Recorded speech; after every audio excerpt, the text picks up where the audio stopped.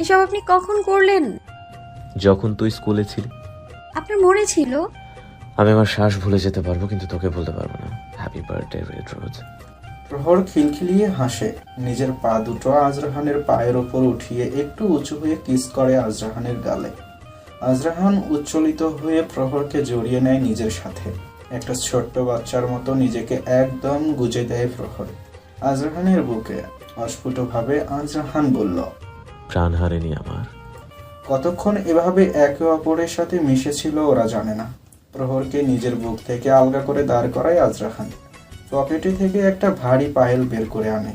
প্রহরের এক হাত নিয়ে তার উল্টো পিঠে চুমু খায় আজরাহান। মিষ্টি শান্ত স্নিগ্ধ গলায় আজরাহান বলতে লাগলো, শরতের এক টুকরো রোদ হয়ে ভালোবাসি তোমায়। রংধনুর 7 রং হয়ে ছুঁয়ে যাব তোমার হৃদয়। গোধূলির আবির রং হয়ে ছুঁয়ে যাব তোমার অক্ষি পল্লব।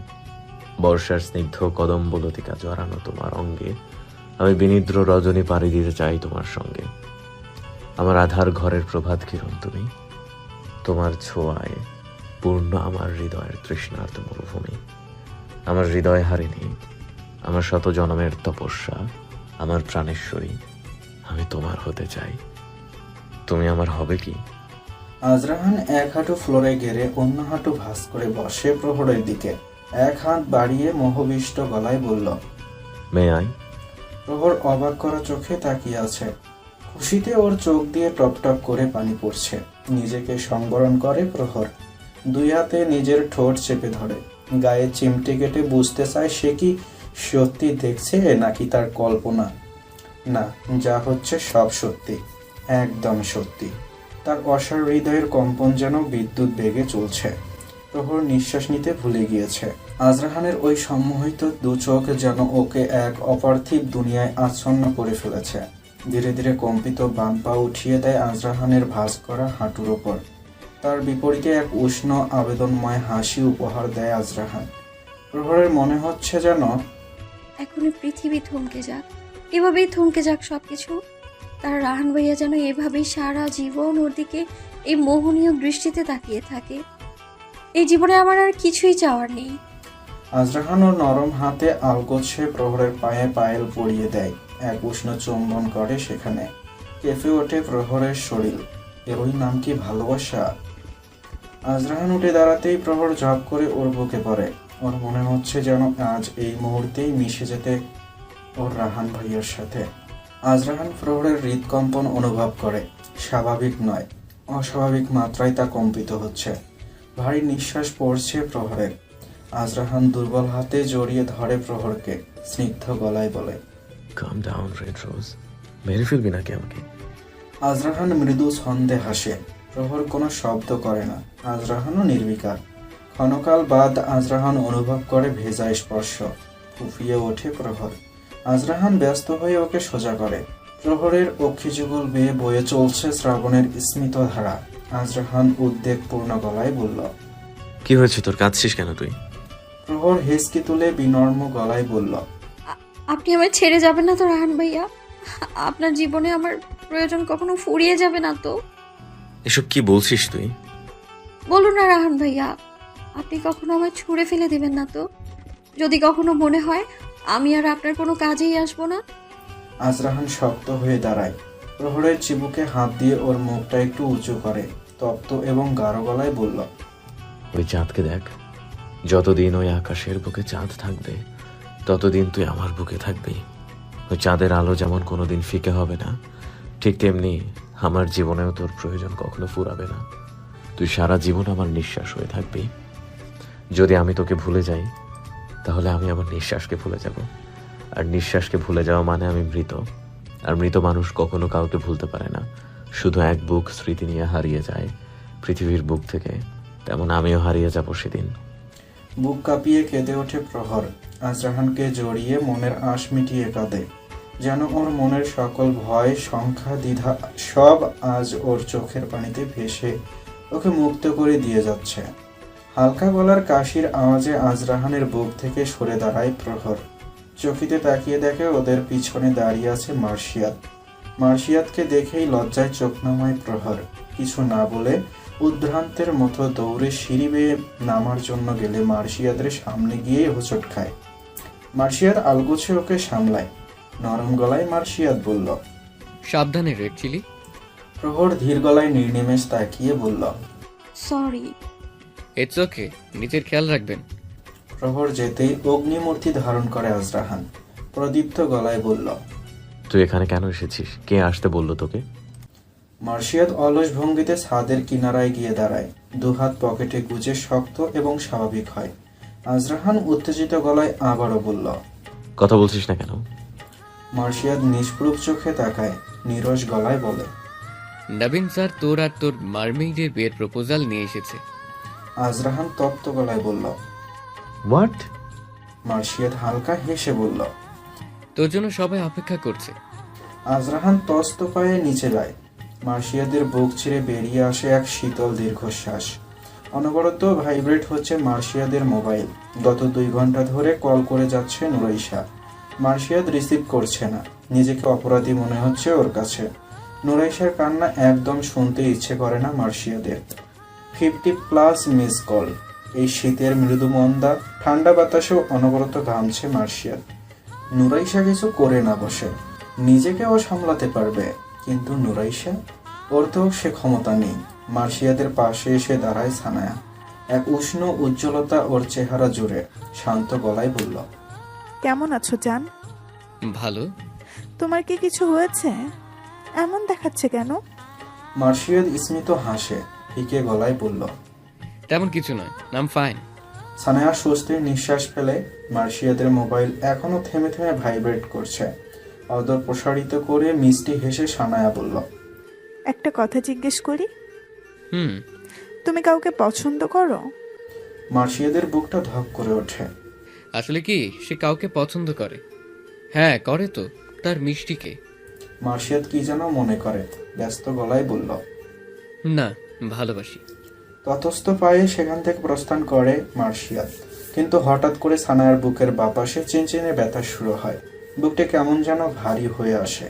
থেমে থেমে নিঃশ্বাস আটকে আসে ওর। হঠাৎ কি যেন হলো। ধূপ করে নিচে বসে পড়ে সানায়া। ঝরঝর করে ওর দুচোখ বেয়ে পড়তে থাকে অশ্রুর ধারা। এমন কেন হচ্ছে? ওর বুকে এত কেন ব্যথা হচ্ছে? কেন ওর মনে হচ্ছে ও শেষ হয়ে যাচ্ছে? অক্ষিপল্লব ধীরে ধীরে বন্ধ হয়ে আসছে সানায়ার। হেলে পড়ে সেখানে সানায়া। তার ঘন নিঃশ্বাস আরো ঘন হতে লাগলো। কম্পন ওঠা শরীর ধীরে ধীরে বিবশ হয়ে আছে। আজরাহানকে দেখে বিচলিত হয় কোহেলিকা। প্রহরের জন্য আজরাহানের পাগলামি কারো অজানা নয়। মাইন্ড ডাইভার্স হতে আজরাহানের বিন্দুমাত্র সময় লাগে না। কিন্তু আজকের আজরাহান এক অন্য আজরাহান। শান্তভাবে সানোয়ার আহমেদের পাশেই বসে আছে আজরাহান। শান্ত এবং দৃঢ় গলায় বলল, আমার পক্ষে নুরাইসাকে বিয়ে করা সম্ভব নয়। নবনীতা কিছু বলতে যাবেন, তার আগেই তার হাত চেপে ধরে চোখে দিয়ে ইশারা করে নবীন খান। অতি স্বাভাবিক গলায় বলেন, ওকে, আমি তোমাদের মতামতকে সম্মান করি। ধন্যবাদ স্যার। প্রহর ওর ঘরের দরজায় ফাঁক গলিয়ে দাঁড়িয়েছিল।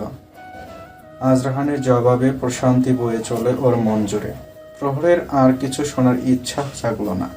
বিছানায় গিয়ে আরাম করে শুয়ে পড়ল। সিলিংয়ের দিকে নির্বিকার তাকিয়ে আজরাহানের কথা ভাবতে লাগলো। আজরাহান কোহিলিকা আর সানোয়ার আহমেদের দিকে নিগুড়ভাবে তাকালো। চোখ ঘুরিয়ে নবীন খানের দিকে তাকিয়ে শান্ত গলায় বলল, আমি আমার বাবা মায়ের পরে যদি কাউকে সম্মান করে থাকি তাহলে সে আপনি। আপনাকে আমি আমার আদর্শ মানি স্যার। আর আমি নিশ্চিত আপনি যা করবেন অতি বিচক্ষণতার সাথেই করবেন। বৃত্তের পরিধি দেখেই তার কেন্দ্রবিন্দু নির্ধারণ করা যায় না, যদি না আপনি। আজরাহানের কথা কারো বোধগম্য না হলেও নবীন খান বুঝতে পেরেছেন আজরাহান কি বলতে চায়। তিনি আর কোনো কথা বাড়ান না। উপর থেকে নেমে আসা ঝড়ের গতিতে যাওয়া মার্শিয়াদের যাওয়ার পানে তাকিয়ে থাকে সবাই। অনবরত গাড়ির হর্ন বাজিয়ে যাচ্ছে মার্শিয়াদ। প্রায় 15 মিনিট যাবৎ বিরতিহীনভাবে সেই একই কাজ করে যাচ্ছে। নিজের ঘরে জানালা দিয়ে পর্দার ফাঁক আগলে একবার দেখছিল নুরাইশা, কিন্তু বাইরে আসেনি। কল করলেও তার রিসিভ করছে না নুরাইশা। মার্শিয়াদের মন উৎকণ্ঠায় ভরে ওঠে। ভয়ঙ্কর কিছু চলছে তার মনে। কিছুক্ষণ পর বাড়ির সামনের খোলা বারান্দায় এসে দাঁড়ায় নুরাইশা। তাকিয়ে দেখে কাতর নয়নে সরল দৃষ্টিতে তাকিয়ে আছে মার্শিয়াদ। দূর থেকেই একে অপরের মুখের অভিব্যক্তি স্পষ্ট দেখতে পায় তারা। নুরাইশা ভেতরে চলে যায়। মার্শিয়া ঠোঁট জোড়া ফাঁক করে এক লম্বা নিঃশ্বাস ফেলে। আবারও হর্ন বাজাতে থাকে মার্শিয়া। বাড়ির মেইন গেট খুলে বেরিয়ে আসে নুরাইশা। ওকে দেখেই চোখের কোণ বেয়ে 2 ফোঁটা জল গড়িয়ে পড়ে মার্শিয়াদের। এক শান্ত স্বস্তিকর নয়নে তাকায় নুরাইশার দিকে। ধীম পায়ে নুরাইশা এগিয়ে আসে মার্শিয়াদের কাছে। অশ্রুসিক্ত নয়নে তাকিয়ে আছে নুরাইশা। মার্শিয়াদের বুক কেঁপে ওঠে। আহত গলায় বলল, মিষ্টি, শান্ত নুরাইশা হঠাৎ জ্বলে ওঠে। তপ্ত গলায় বলল, কেন এসেছেন আপনি এখানে? কেন এসেছেন? চলে যান, আপনি চলে যান। মার্শিয়া ধীর গলায় বলল, প্লিজ মিষ্টি, আমার সিচুয়েশনটা একটু বোঝার চেষ্টা করুন। ঝরঝর করে কেঁদে ওঠে নুরাইশা। তার চোখের স্মিত ধারা এইবার স্ফীত হয়। জড়ানো গলায় বলল, কিছু বুঝতে চাই না আমি, কিছু না। আপনি আমাকে একটুও ভালোবাসেন না, একটুও না। মার্শিয়াদ লম্বা পা ফেলে নুরাইশার কাছে গিয়ে ওকে শক্ত হাতে জড়িয়ে ধরে। আর্দ্র গলায় বলে, আমি আপনাকে ভালোবাসি মিষ্টি, সত্যিই ভালোবাসি, কিন্তু আমি নিরুপায়, আমার হাত বাঁধা। নুরাইশা কোনো শব্দ করে না, ডুকরে কেঁদে চলে।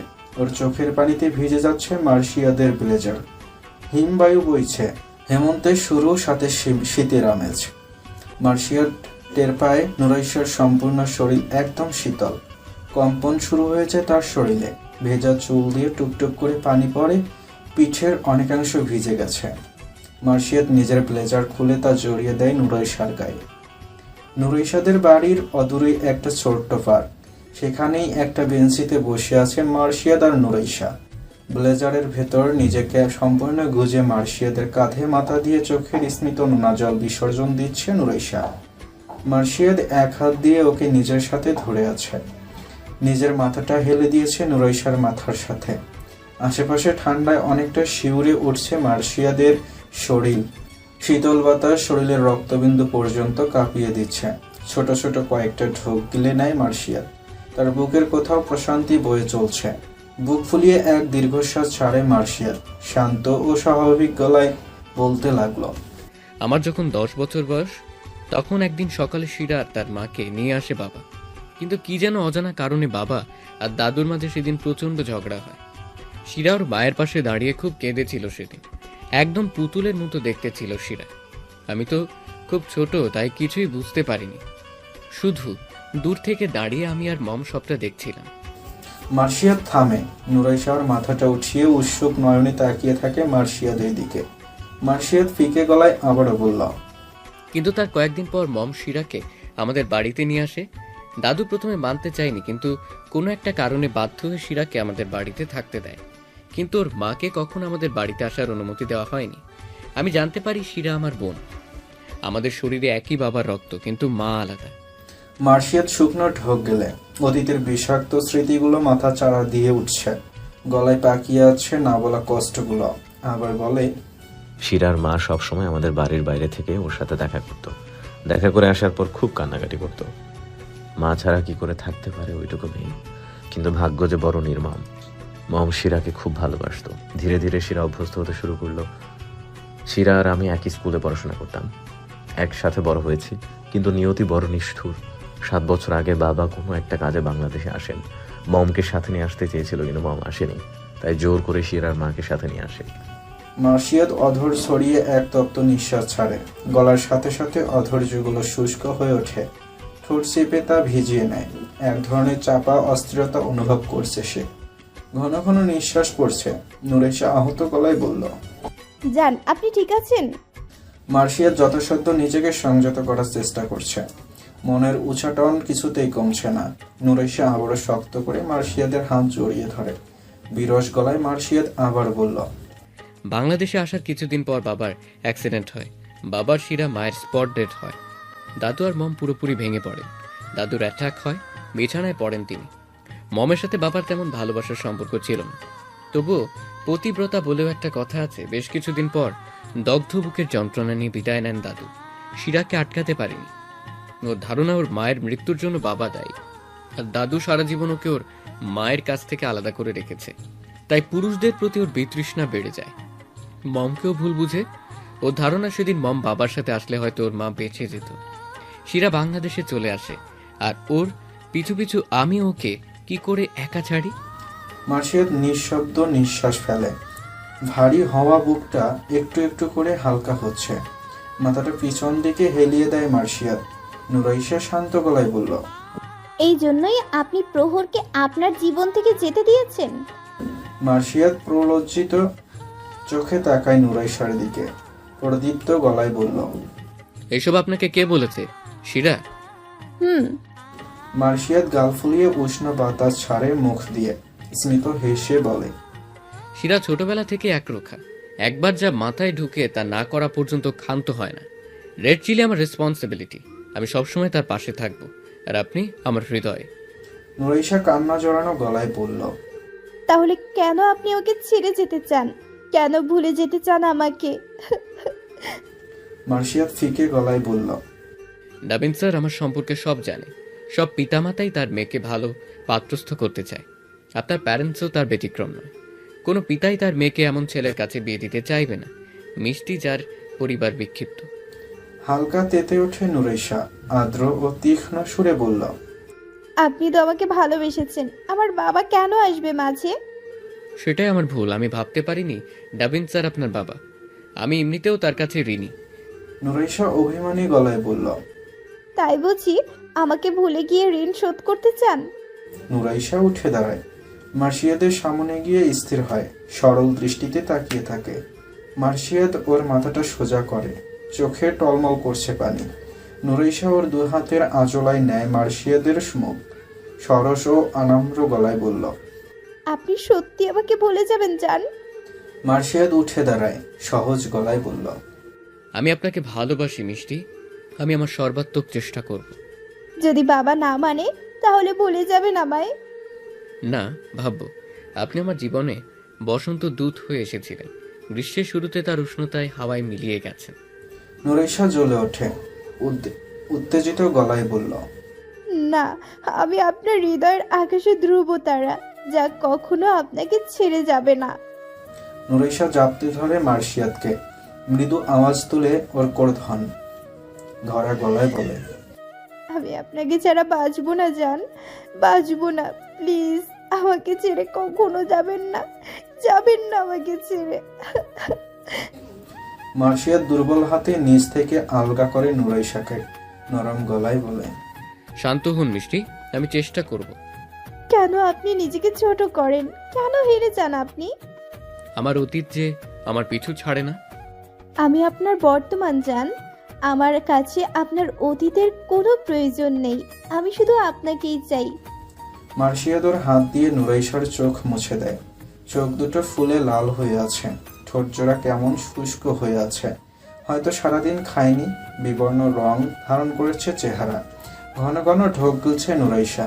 মার্শিয়াদ দু হাত রাখে নুরাইশার দুই গালে। হালকা ঝুঁকে নুরাইশার অধর থেকে শুষে নেয় ওর সকল ভয়, জড়জীর্ণতা। শিরশির করে ওঠে নুরাইশার শরীর মার্শিয়াদের ঠোঁটের উষ্ণ স্পর্শে। সকাল হতেই সবাই গম্ভীরতার সাগরে ডুবে আছে। কি হয়েছে? কেন হয়েছে? কখন হয়েছে? এই ধরনের কোনো প্রশ্ন নেই।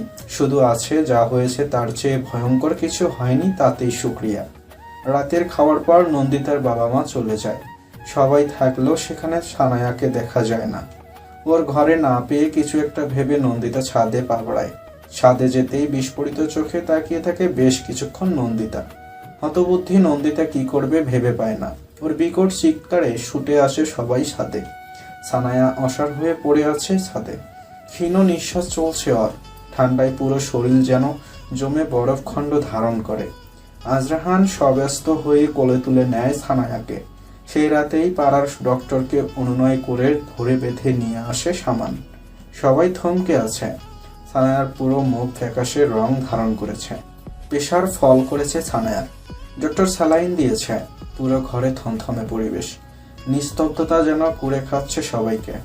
আজরাহান প্রগাঢ় দৃষ্টিতে তাকিয়ে আছে সানায়ার ফিকে মুখের দিকে। কুহিলিকা সানায়ার মাথার কাছে বসে আলতো হাতে ওর চুলে হাতড়িয়ে যাচ্ছে।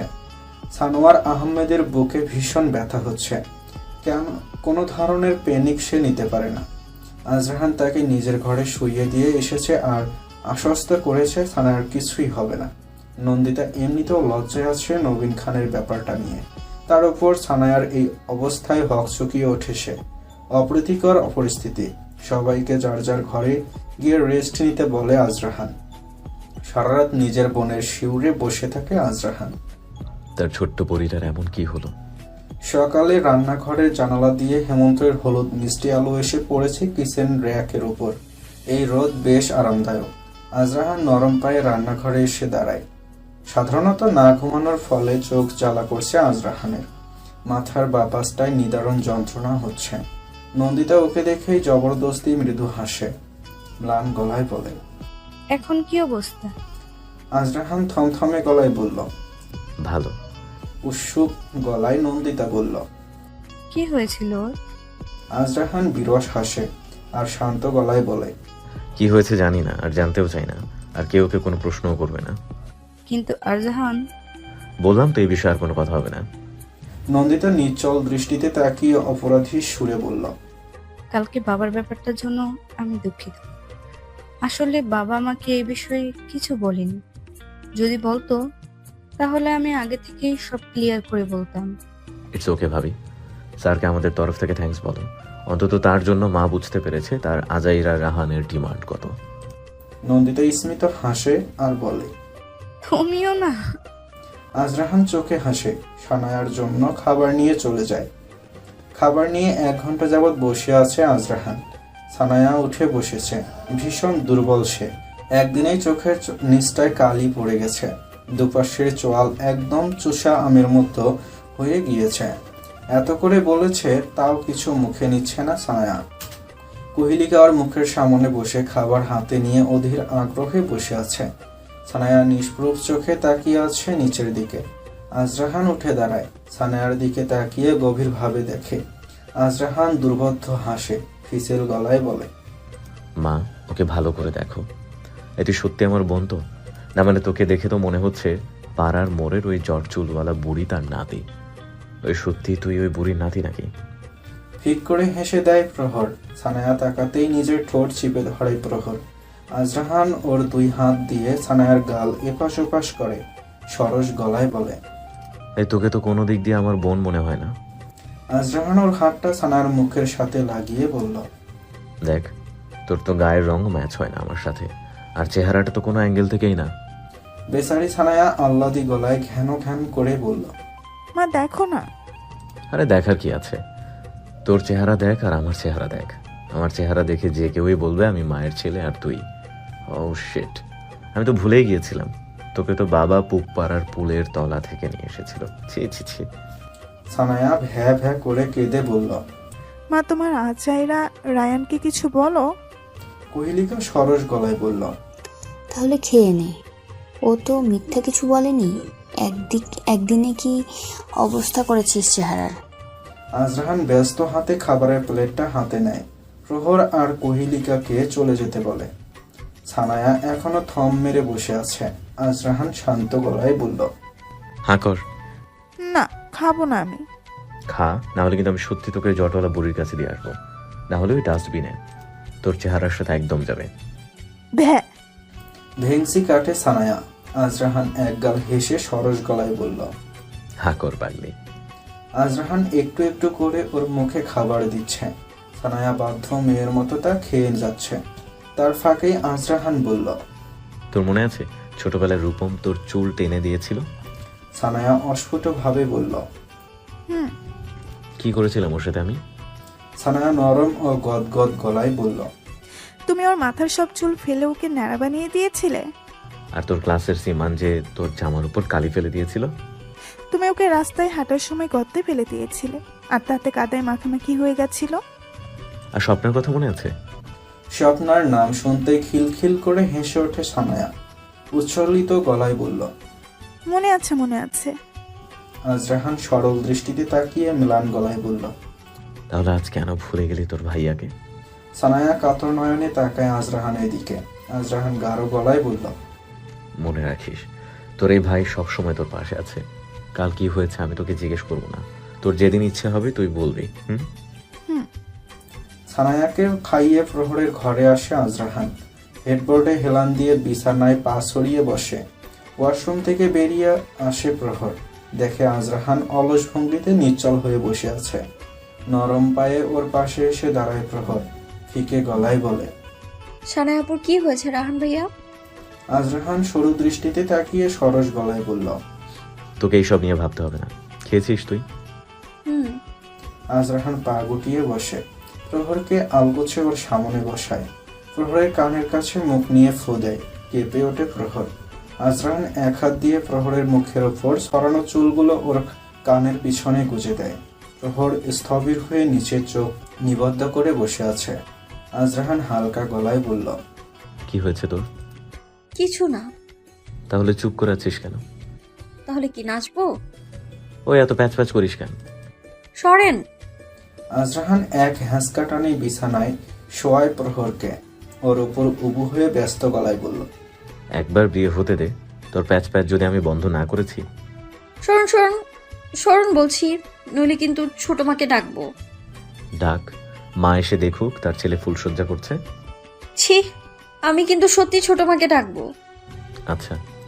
প্রহর সবেই অস্ফুটভাবে কুহিলিকাকে ডাকার জন্য অধৈর্যরা ছড়িয়ে, আর তখন ওই আজরাহান প্রহরের অধর সাগরে নিজের নাও ভাসায়।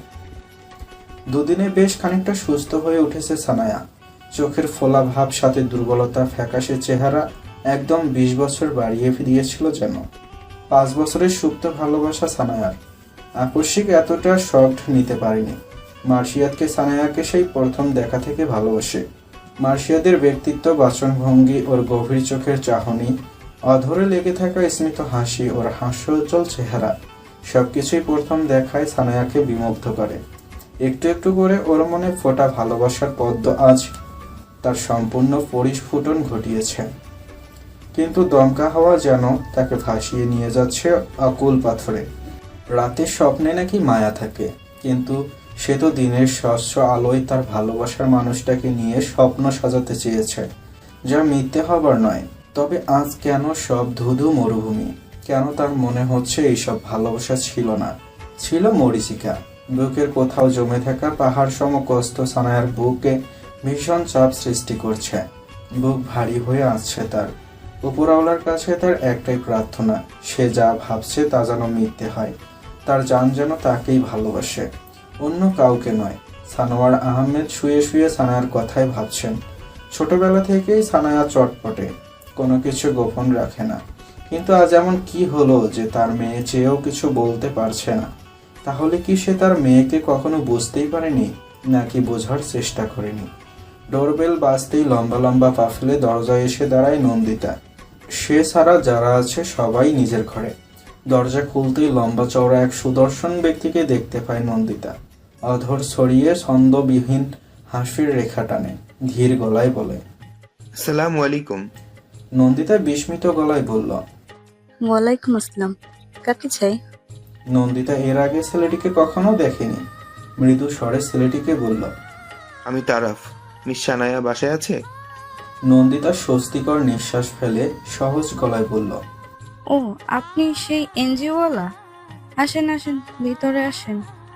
তারাফ অধর প্রস্ফুটিত করে বলল, আমাকে এনজিওওয়ালা মনে হয়। লজ্জা মিশ্রিত হাসে নন্দিতা, ইতস্তত হয়ে বলে, না মানে ওই আসলে ইটস ওকে ভাবি। নন্দিতা বিস্মিত চোখে কম্পনরত কণ্ঠে বলল, আপনি জানলেন কি করে আমি সানায়ার ভাবি? তারা হালকা হাসে, হাসিতে যেন মুক্ত ঝরে। নির্নিমেষ তাকিয়ে আছে নন্দিতা। স্বাভাবিক গলায় তারা বলল, আপনাদের কথা অনেক শুনেছি মিস সানায়ার কাছে, আর এতটা গাধা নই অবশ্য। নন্দিতার বেশ লাগলো তারাফকে, কি মিষ্টি আর আপনজনের মধ্যে কথা বলে। নন্দিতা নরম গলায় বলল, আপনি বসুন। দাঁড়িয়ে আছেন কেন? তারাফ সরল গলায় বলল, বুঝতে পারি? যদি আপনি আমাকে তুমি করে বলেন, বয়সে হয়তো বড় হব, কিন্তু সম্পর্কে ছোট। নন্দিতা ছোট্ট করে হেসে বলল, আচ্ছা ঠিক আছে, বসো, আমি সানায়াকে ডেকে দিচ্ছি। নন্দিতা সানায়াকে ডাকতে গেলে পুরো ঘরময় চক্ষু বিচরণ করে তারাফ। একদম শান্তশিষ্ট পরিবেশ, কোনো হৈহুল্লোড় নেই। সে অবশ্য এইসবে অভ্যস্ত নয়। এনজিওতে সারাক্ষণ চিৎকার চেঁচামেচি চলতেই থাকে। তারাফ নিঃশব্দ নিঃশ্বাস ফেলে। ভালোই লাগছে তার। কুহিলিকা কারো গলার আওয়াজ শুনে বাইরে বেরিয়ে আসে। তারাবকে দেখে চিন্তিত এবং বিরস হাসে। তাকে দেখেই তারাব উঠে দাঁড়িয়ে সালাম প্রদর্শন করে। নিজের পরিচয় দিলে কুহিলিকা মুচকি হেসে ওকে বসতে বলে। বেশ কিছুক্ষণ পর আসে সানায়া। কুহিলিকা এনজিও সম্পর্কে অনেক প্রশ্ন করে। তারাপের নম্র ব্যবহার, মিষ্টি হাসি আর সুঠাম দেহ সব মিলিয়ে দারুণ পছন্দ হয় কুহিলিকার। সানোয়ার আহমেদ এসেও আপাতমস্তক দেখে তারাবকে। তারাব সম্পর্কে সানায়া আগেই অনেক কিছু বলেছে, কিন্তু যা বলেছে তার চেয়েও বেশি অমায়িক তারাব। কথার সৌন্দর্যে যে কাউকে প্রথম দেখায় বিমোহিত করে ফেলবে। সানায়াকে দেখে একরাশ হতাশা ভর করে তারাফকে। দেখেই কেমন বিধ্বস্ত মনে হচ্ছে। এমন কি হয়েছে এই 2 দিনে তার শ্যামবতীর সাথে? অতি স্বাভাবিক গলায় বলল,